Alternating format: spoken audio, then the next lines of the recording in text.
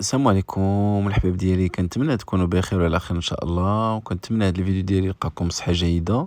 اليوم غنشارك معكم تشكيله جديده في جلابه مغربيه، تشكيله ديال الجلابه دو بياس.